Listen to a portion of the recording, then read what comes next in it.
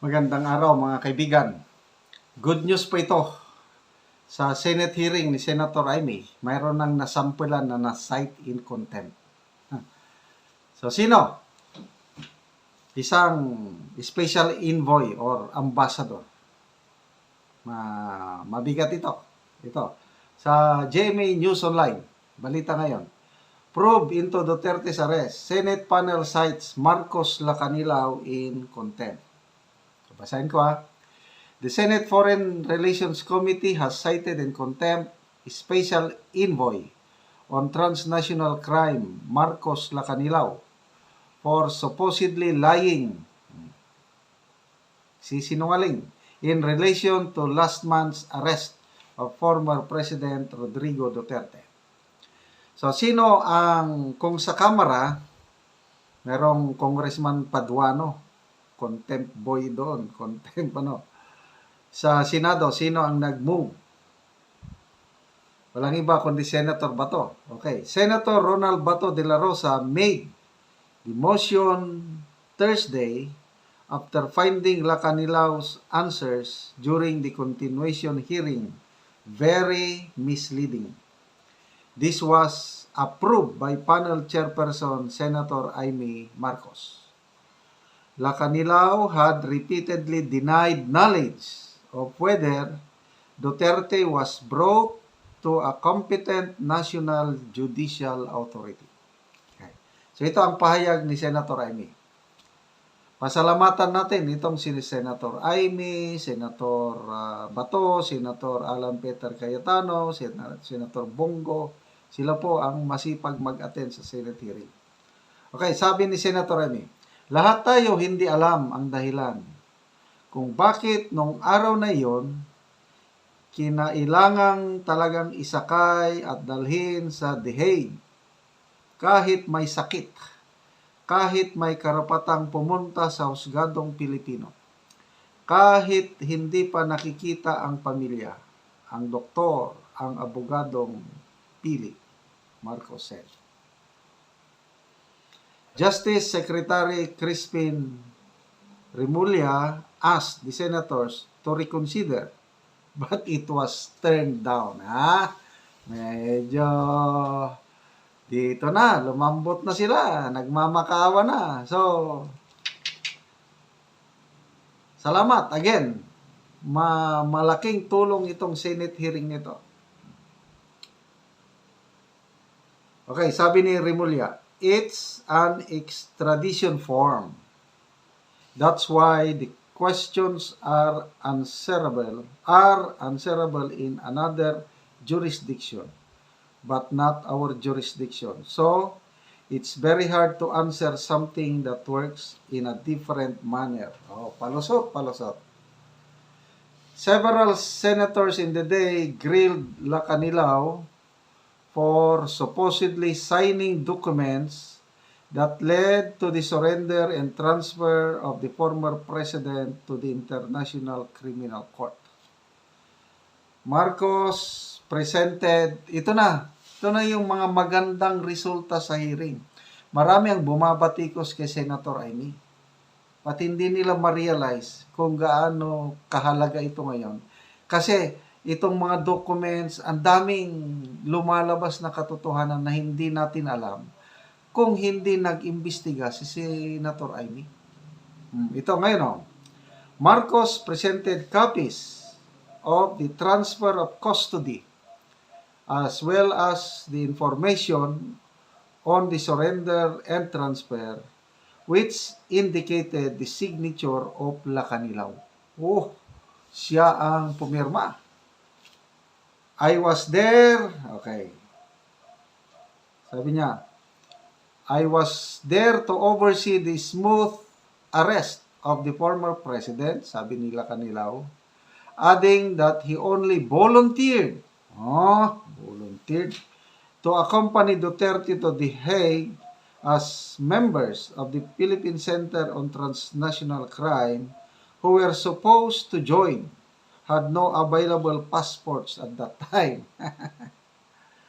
Remulla said that Lacanilao during Duterte's March 11 arrest was appointed representative of the International Criminal Police Organization, as he also oversees the PCTC.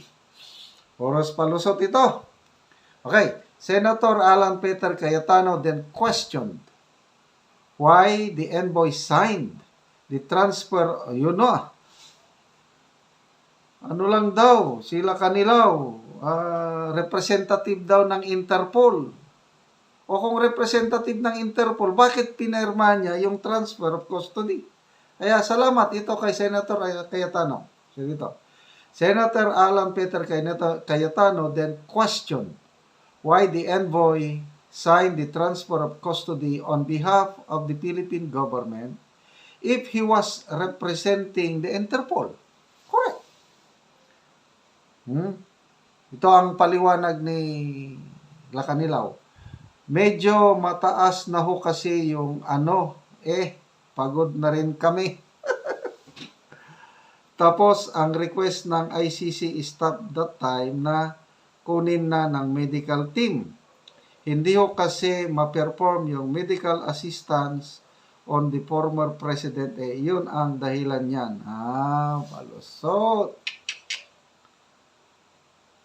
In the same hearing, Remulla said he gave the clearance to serve the ICC warrant to Duterte and to fly him to The Hague to face crimes against humanity charges in connection with the killing. So, lumalabas, si Boying Remulla ang nag-give ng clearance to serve the ICC warrant of arrest. Parang ang Pangulo walang pakialam.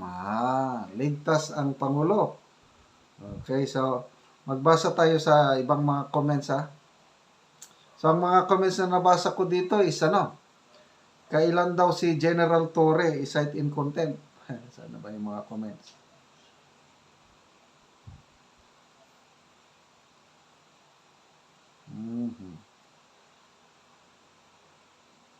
Ito. Torre ang hinahanap Kailan ma-cite in contempt? Ito, magbasa lang ako sandali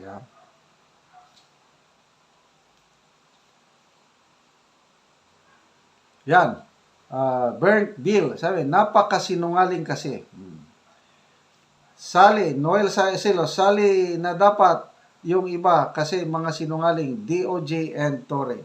So, ito, mga comments, puros DOJ Remulla and General Torre ang isusunod na ma-cite in contempt. Bahala na ang Senate Committee. Okay, salamat mga kaibigan sa inyong pagsubaybay sa ating channel. Nakatulong kayo ng malaki sa Tribong Talandig dahil ang kita po sa channel nito is tinutulong natin sa tribo. Namimigay tayo ngayon ng yero at pako para ma-repair ang sira-sirang bahay ng Talandig Tribo sa Bukidnon. Panoorin nyo ang video na ito. Karon mo na po ni ang natagaan din sa Sitio Garden. Tagaan siya og yero. Dinabang sa mga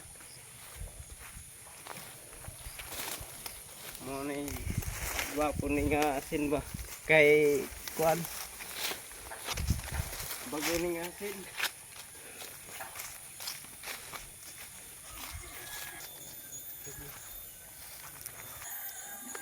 Mo na ni ang agianan. asin nga ihatag dinabang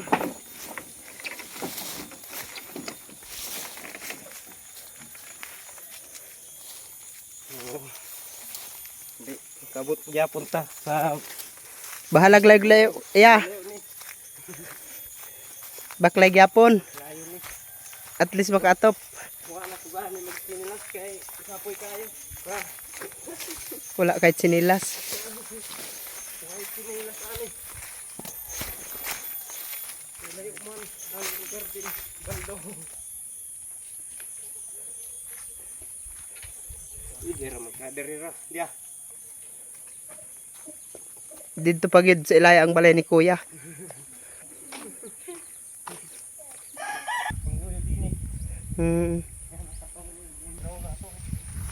Abot na gyud sa balay ni Kuya. Muna ni ang iyang balay. Iyang payag. Iyang payag nga kawayan ng intawon.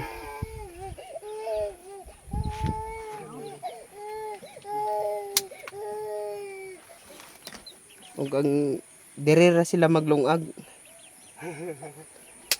sa yuta ra. Hindi ba sa kon ba?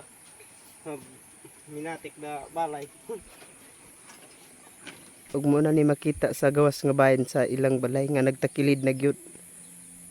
Ug giapiran ra gani og trapal ang ilang atop. Apan di na gyud makaya kay ang trapal lata. Karon niya unsa imong ikasulti nga karon na abot nang imong ngero. Makaatop na gyud ka og sin. Salamat sa Ginoo nga nakaatop kog sin nga kuan gihatag sa kuan nga manginabag sa ko Oo. ay kuan. Salamat sa Ginoo nga kuan naka kuan mo Makaatop na ka. atop mo kog sin. Di na mo maulanan. Salamat sa nga bidso sa ako. Oo. So salamat kayo. Kay